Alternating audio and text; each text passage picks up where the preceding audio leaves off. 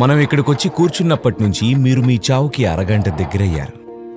మీరు వెళ్ళి ఒక ధర్మశాలలోనో లేదా హాస్పిటల్ వార్డులోనో మనుషులు చనిపోయే చోట వాలంటీరింగ్ చేయాలి.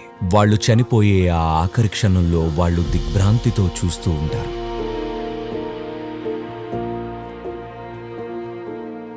తాకట్టులో ఉన్న బంగారాన్ని విడిపించి ఆ రోజు ఆన్లైన్ రేటుకే మేము కొంటాం. Sharma gold company.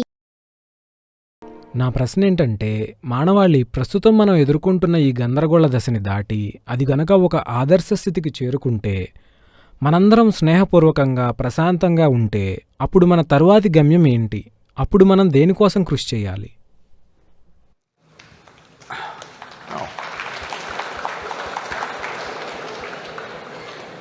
మీకు వీళ్లకు ఏమైనా ఒప్పందం ఉందా?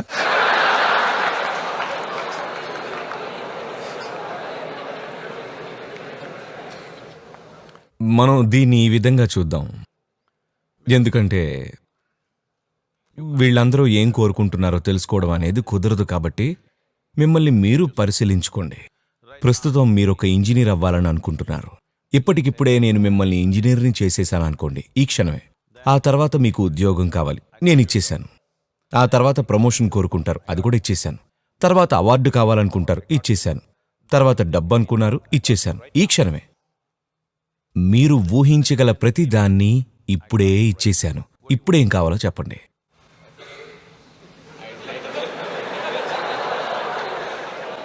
మీకోసం నేను అది చేయగలను.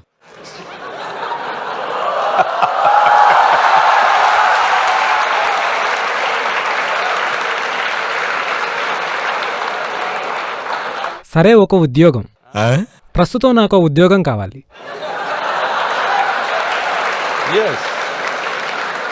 ఇప్పుడు మనం ఆఖరికి ఏమవుతుందో చూస్తున్నాం కదా. మీరు కోరుకున్నవన్నీ ఇప్పుడే మీకు దొరికేశాయి. ఇప్పుడే మీరు ఊహించగలిగినవి, ఊహించలేనివి అన్నీ మీకు ఇప్పుడే ఇచ్చేశాం. ఇప్పుడు మీకేం కావాలి? అప్పుడేం చేయాలో నాకు తెలీదు. ఒకసారి ఆలోచించండి.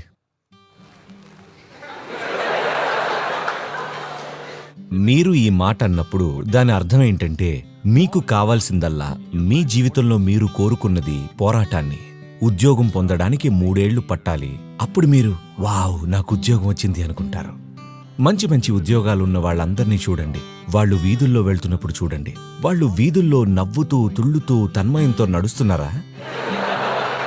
హలో, దయనీయమైన వ్యక్తులు వాళ్ళు. బీపీ వస్తుంది వాళ్ళకి, పనికి వెళ్లడం వల్ల అన్ని రకాల జబ్బులు వస్తున్నాయి, వెర్రెక్కి ఉన్నారు.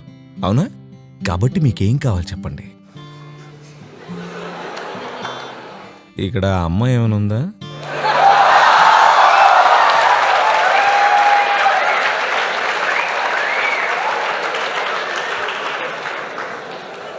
మరేం కావాలో చెప్పండి. అది నాకు తెలీదు. ఇది మంచి విషయం. నాకు తెలియదు. ఇది నాకు నచ్చే విషయం. ఎందుకంటే మీకు నిజంగానే ఏమీ తెలీదు. అందరూ జీవితంలోని ప్రతి దశలో వాళ్ళని వాళ్ళు మోసం చేసుకుంటూ ఉంటారు.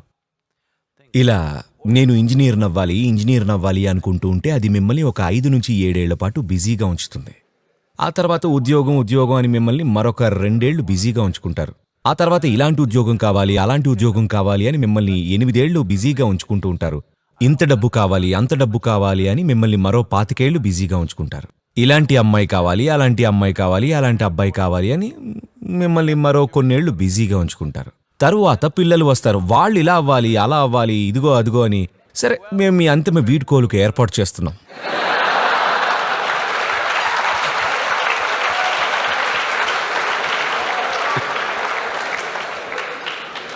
మీరు అర్థం చేసుకోవాల్సింది ఇది ఒక్కటే. ప్రస్తుతం మీరు మీ జీవితానికి ఎన్నో రకాల నిర్వచనాలను ఇస్తూ ఉండొచ్చు. కానీ ప్రాథమికంగా మీరు నా జీవితం అని మీరు పిలిచేది ఏదైతే ఉందో అది కేవలం కొంత సమయం ఇంకా శక్తి యొక్క సమ్మేళనం మాత్రమే. అవునా? మీరిక్కడ కూర్చునుండగా మనందరికీ సమయం గడిచిపోతుంది. దాన్ని వెనక్కి నడిపించగలరా? మీరొక ఇంజనీర్ కదా, వెనక్కి పంపగలరా?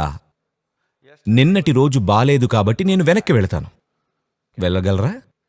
మనందరికీ సమయం గడిచిపోతుంది. మనం ఇక్కడ కూర్చుని ఉండగా గడిచిపోతుంది గడియారంలో సమయం కాదు, దేళ్లలో అవుతుందనుకుంటే, అదే మీరు మరొక స్థాయిలో పనిచేస్తే అదే పనిని మీరు ఒకే సంవత్సరంలో చేయగలుగుతారు. ఉదాహరణకు 2 వ్యక్తులు గనక 100 ఏళ్లు జీవిస్తే వాళ్ల ప్రభావం ఇంకా వారి అనుభవపు గాఢతల ప్రకారం చూస్తే ఒక వ్యక్తి 1000 ఏళ్ల జీవితం గడపగలిగితే మరొక వ్యక్తి మాత్రం దుఃఖంతో 100 ఏళ్ల జీవితం గడుపుతాడు. కాబట్టి మీరు చేయగలిగింది ఇదే. మీరు ఇప్పుడు ఏదో ఇంజనీరు అది ఇది అనుకోవచ్చు. ఇవన్నీ మీ గురించి మీరు కల్పించుకునే పరిమితమైన నిర్వచనాలు. కానీ ప్రాథమికంగా చూస్తే మాత్రం జీవితం అనేది కేవలం కాలం ఇంకా శక్తి మాత్రమే. మీరు దాంతో ఏం చేస్తున్నారనేదే ప్రశ్న. మీరు దాంతో ఏదైనా చేయాలనుకుంటున్నారా? మీరు దాంతో ఏదో ఒకటి చేయాలనే బలవంతం ఏమీ లేదు. నేను చెప్పిన దాంట్లో ఉద్దేశం ఒక సాంఘిక దృక్కోణంలో కాదు. మీరు ఈ సమాజంలో ఏమవ్వాలి అది కాదు నేను మాట్లాడేది. ప్రాథమికంగా జీవపరంగా చూస్తే మీరిక్కడికొచ్చింది ఎందుకంటే ఈ జీవితాన్ని అనుభవించడం కోసం. ఎంత లోతుగా అన్నదే ప్రశ్న. ప్రస్తుతం మనుషులు జీవితాన్ని అనుభవించాలనుకున్నప్పుడు వాళ్ళు దేనితో ప్రయోగాలు చేస్తున్నారు? వాళ్ళు దీనితో కాదు, దీనితో. నాకు తెలుసు మీ గురించి.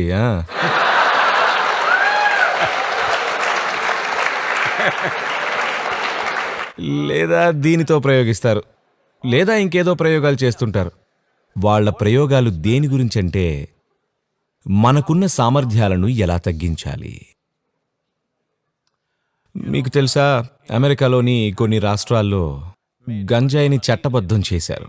అందువల్ల నేను కొన్ని కాలేజీలకు లేదా యూనివర్సిటీలకు వెళ్ళినప్పుడు అక్కడి యువత నాతో, సద్గురు మీలాంటి వాళ్లు మా కోసం గంజాయిని చట్టబద్ధం చేయాలంటున్నారు. నేనన్నాను, ఏం పర్వాలేదు, మనం గంజాయిని చట్టబద్ధం చేసేద్దాం, కొకైన్ను చట్టబద్ధం చేసేద్దాం, మెత్తును కూడా చట్టబద్ధం చేసేద్దాం, సమస్య ఉంది? ఏమీ లేదు. ఒకే ఒక విషయం ఏంటంటే మీరది చట్టబద్ధం కావాలని ఎందుకు అనుకుంటున్నారంటే అప్పుడు మీరు పొగ తాగి కాలేజీకి రావచ్చు, అంతే కదా? సరే పర్వాలేదు అనుకుందాం. కానీ ఉదాహరణకి మీరు ఒక విమాన ప్రయాణం చేయాల్సి ఉంది. ఆ పైలట్ డ్రగ్స్ పుచ్చుకొని వచ్చాడు. మీరు వెళ్ళాలనుకుంటున్నారా?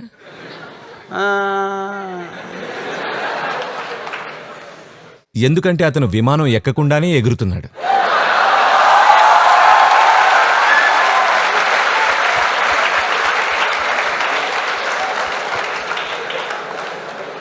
సరే, మీకింకా విషయం అర్థం కావట్లేదు. మీకొక పెద్ద సర్జరీ అవసరమైనప్పుడు సర్జన్ ఈ పొగ పీల్చి వస్తే సర్జరీ చేయించుకుంటారా? అమ్మో లేదంటారు. అంటే మీకిది స్పష్టంగా అర్థమైంది, ఇవి మనిషి సామర్థ్యాలను తగ్గిస్తాయి అని. మీరందరూ దయచేసి దీన్ని గమనించాలి. మీ జీవితాన్ని మెరుగుపరుచుకోవడానికి మీ సామర్థ్యాలను తగ్గించుకోవడం అనేది ఒక మార్గం అని మీరు నమ్ముతున్నారా? మీరు ఈ జీవితాన్ని మెరుగుపరుచుకోవాలనుకుంటే మీరు మీ సామర్థ్యాలను ఇంకా ఇంకా పెంపొందించుకోవాలి. మీ జీవితాన్ని మెరుగుపరుచుకోవడానికి ఏకైక మార్గం అదొక్కటే. మీకున్న శక్తులను తగ్గించుకొని దానివల్ల మీ జీవితం మెరుగుపడుతుందనుకుంటే అది ఎటువంటి మూర్ఖత్వం చెప్పండి. కేవలం అది మిమ్మల్ని ఇలా ఇలా అయ్యేలా చేస్తుంది కాబట్టి నేను మిమ్మల్ని ఎప్పుడు ఇలా ఇలా ఉండేలా చేయగలను. కావాలంటే మత్తు తీసుకోకుండానే నేనెప్పుడు ఇలాగే ఉంటాను. నా కళ్ళు చూడండి, నేను నిషాలో లేనా? ఎప్పుడూ ఏ మత్తు పదార్థం ముట్టుకోలేదు, కానీ ఎప్పుడూ నిషాలో ఉంటాను. ఎందుకంటే మీరు దీన్ని అర్థం చేసుకోవాలి. ఈ ప్రపంచంలోని అతిపెద్ద రసాయన కర్మాగారం ఉన్నది ఇక్కడే. మీరు గనక దీన్ని సరిగ్గా నిర్వహించగలిగితే మీకు కావాల్సిన అనుభవాల్ని మీరు లోపల నుండే సృష్టించుకోవచ్చు. అలాగే మీ ఇంద్రియ శక్తులను పెంపొందించుకోవచ్చు కూడా. మీకు ఒక అనుభవం కలిగినప్పుడు మీరు దాన్ని అనుభూతి చెందడానికి కూడా మీ సామర్థ్యాల స్థాయి దానికి అనుగుణంగా పెరిగి ఉండాలి. ఇది ఈ ప్రపంచంలో ఉన్న అతిపెద్ద రసాయన కర్మాగారం కదా. మీరు ఒప్పుకుంటున్నారా? ఇక్కడ కెమికల్ ఇంజనీర్లున్నారా? నేనడుగుతుందేంటంటే మీరు మీ వ్యవస్థని ఏ విధంగా నిర్వహిస్తున్నారు? ఇంత ఆధునికమైన వ్యవస్థ మీకు ఇవ్వబడినప్పుడు మీరు కనీసం దాని యూజర్ మాన్యువల్ చదివారా? లేదు. గుడ్డిగా పనిచేస్తూ ఏవో పదార్థాలు లోపలికెక్కిచ్చేస్తే అది మెరుగైపోతుంది అనుకుంటున్నారా? లేదు. నన్ను నమ్మండి. మీరు ఈ జీవితాన్ని మెరుగుపరుచుకోవడానికి ఉన్న ఒకే ఒక్క మార్గం ఏంటంటే మీ శక్తులను తారాస్థాయికి తీసుకువెళ్లడమే. మీరు చూసే విధానం, మీరు వినే పద్ధతి, వాసన చూసే పద్ధతి, రుచి చూసే పద్ధతి, స్పృశించే పద్ధతి, ఇవి మెరుగుపడితే మీ జీవితం అనేక విధాలుగా మెరుగుపడ్డట్టే. దానికి ఇంకా చాలా ఉన్నాయి, కానీ నేను మీ అనుభవంలో ఉన్న వాటి గురించి చెప్తున్నాను. ఉదాహరణకి మీ చూపు మీ పక్కన కూర్చున్న వారికంటే 2 రెట్లు మెరుగ్గా ఉందనుకోండి, మీ జీవితం కాస్త మెరుగైనట్టేనా? ఇతరుల కన్నా మీకు రుచి కాస్త ఎక్కువ తెలిస్తే మీ జీవితం కాస్త మెరుగైనట్టేనా? మీ స్పర్శ కాస్త మెరుగ్గా ఉంటే మీ జీవితం మెరుగైనట్టేనా? మీ వినికిడి కాస్త మెరుగ్గా ఉంటే జీవితం మెరుగైనట్టేనా? ఈ స్థాయిలో మీకది అర్థమవుతుంది. కానీ మానవ సామర్థ్యాలకి ఇంకా ఎన్నో పార్శ్వాలు ఉన్నాయి. వాటిని కూడా మెరుగుపరుచుకుంటే మీరిక్కడ ఇలా కూర్చుంటే చాలు, మీరు తన్మయులైపోతారు ఊరికే ఇక్కడ కూర్చోవడం ద్వారా. మీకు ఏ పదార్థం ముట్టుకోవాలనిపించదు, ఎందుకంటే ఇక్కడ కూర్చోవడమే మీ జీవితంలో మీకు అతిపెద్ద అనుభవంగా మారుతుంది. కాబట్టి ఇక ఆఖరికి ఏంటి అనే విషయానికొస్తే, ఒకవేళ మీకు అన్నీ ఉంటే అప్పుడు ఏం కోరుకుంటారు? మీకు అన్నీ ఉంటే, మీరు కలల్లో చూసేటటువన్నీ ఉంటే, అన్నీ ఇక్కడే మీకు లభ్యమైతే అప్పుడేం కోరుకుంటారు చెప్పండి? మీరు ఆలోచించాలి, అవునా కాదా? నేను మీకు ఏ సమాధానం ఇవ్వను. మీరు మీ జీవితంలో ఆ మాత్రం ఆలోచన కూడా చేయలేకపోతే ఎలా? దాని అర్థం ఏంటంటే మీకసలు ఏమాత్రం ముందు చూపు లేదు అని. ఏమండే, గౌతమ బుద్ధుడికి ఇది జరిగింది. మీరు ఆయన గురించి చదివారా?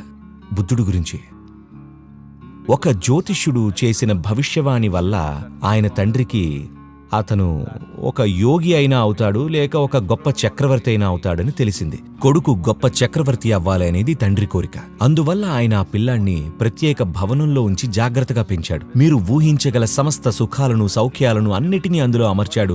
అందమైన పిల్లతో పెళ్లి చేశాడు. అన్ని చక్కగా ఏర్పాటు చేశాడు. అతనికి దుఃఖం అనేదే కనిపించకుండా చేశాడు. కాని ఒకరోజు అతను ఊరికే అలా బయటకు వెళ్ళాడు. ఒక ముసలివాణ్ణి చూసి ఇలా అడిగాడు, ఏంటిది, ఇతను ఎందుకలా ఉన్నాడు అని అడిగాడు. మీకు తెలుసా, అతని రథసారథి లేదా అతని రథం నడిపించే వ్యక్తి అన్నాడు, ఏమండి, అందరూ ఎప్పటికైనా ముసలివాళ్ళం అవ్వాల్సిందే కదా అన్నాడు. గౌతముడు, ఏంటి నేను కూడానా అన్నాడు. ఒక యువరాజును నేను కూడా అవుతానా అన్నాడు. దానికి సారథి, అవును, ప్రతి ఒక్కరూ అలా అవుతారు అన్నాడు. అది అతన్ని కదిలించింది. ఆ తర్వాత గౌతముడు ఏదో ఒక రకమైన రుగ్మతతో బాధపడుతున్న ఒక రోగిని చూశాడు. మళ్ళీ అడిగాడు అతను ఎందుకలా ఉన్నాడు అని. దానికి సారథి, అలా చాలామందికి జరుగుతుంది. ఎవరికి ఏ రోగం వస్తుందో ఏమీ చెప్పలేం, ఎవరికైనా రోగం రావచ్చు అన్నాడు. చాలామంది ఇది ఇతరులకు మాత్రమే జరుగుతుందనుకుంటారు. లేదు, అది మనకి కూడా జరగచ్చు, అవునా? ఆ తర్వాత అతను ఒక అంత్యక్రియను చూశాడు, ఒక శవాన్ని. మళ్ళీ అడిగాడు అదేంటి అని. దానికి సారథి, అది తప్పదు కదా, ప్రతి ఒక్కరికి ఒక రోజు రావాల్సిందే అన్నాడు. మీకు కూడా తెలుసు కదా, మీరు కూడా చనిపోతారు అని. ఎందుకంటే చాలామంది ఎదుటివారు మాత్రమే చనిపోతారనుకుంటారు. లేదు, బుద్ధిపరంగా వాళ్ళకి తెలుసు, కానీ ఎప్పటికీ బతుకుతాం అనుకుంటూ ఉంటారంతే. లేదు, మరణం ఉంటుందన్న ఎరుక మీకు ఉండాలి. చనిపోతారు అంటే దాని అర్థం ఏంటంటే మీకు పరిమితమైన సమయం ఇంకా శక్తి ఉన్నాయని అర్థం. మీకు నిరంతరం ఈ ఎరుక ఉంటే మీకున్న సమయాన్ని, శక్తిని మీరు ఎలా నిర్వహించుకుంటారు మీరే నిర్ణయించుకోండి. మీకు గనుక ఆ ఎరుక ఉంటే, మీరు గనుక నేనొక సూపర్ హ్యూమన్ని, నాకు చావు లేదు, ఇతరులు మాత్రమే మరణిస్తారని అనుకుంటున్నట్టయితే మీకు ఆల్ ది బెస్ట్. అది వస్తుంది. మీరది మరణశయ్య మీద తెలుసుకొని నిట్టూరుస్తూ పోవచ్చు. చూడండి, చాలామంది నేను ఇలాంటి మాటలు ఎందుకు చెప్తున్నానా అని అనుకుంటారు. కానీ మీరు వెళ్ళి ఒక ధర్మశాలలోనో లేదా హాస్పిటల్ వార్డులోనో మనుషులు చనిపోయే చోట వాలంటీరింగ్ చెయ్యాలి.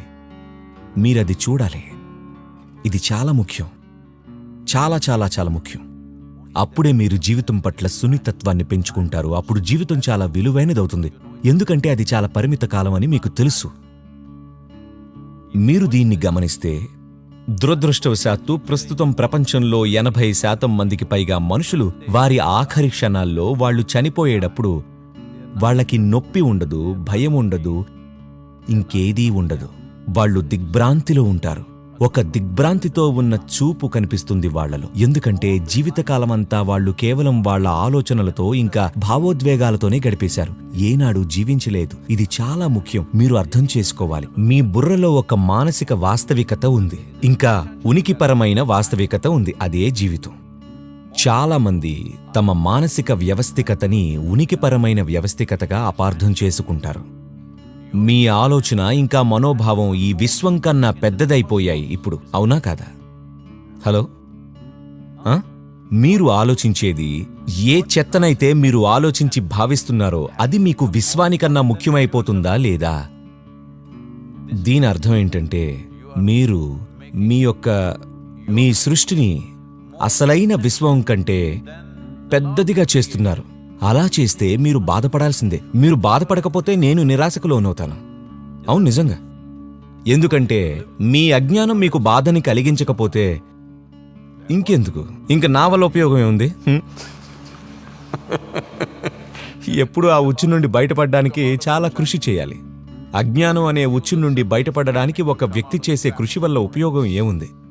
ప్రజలు వాళ్ళ అజ్ఞానంలో హాయిగా జీవించగలిగినప్పుడు ఇక ఏముంది? ఆలోచించండి. జ్ఞానం వల్ల ఉపయోగం ఏముంది? ఆత్మజ్ఞానం వల్ల ఉపయోగం ఏముంది? జ్ఞానోదయం వల్ల ఉపయోగం ఏముంది? అవగాహన వల్ల ఉపయోగం ఏముంది? మనుషులు వాళ్ళ అజ్ఞానంలో పరమానందంగా ఉండగలిగినప్పుడు ఇక విషయం ఏముంది చెప్పండి? మీరు అజ్ఞానంలో ఉన్నప్పుడు మీరు బాధపడాల్సిందే. అంతేకాదు, మీరు ఈ విషయం తెలుసుకోవాలి. ఈ భూమి మీద ప్రస్తుతం ఉన్న అతిపెద్ద చెడు దుష్టత్వం కాదు, అది అజ్ఞానం.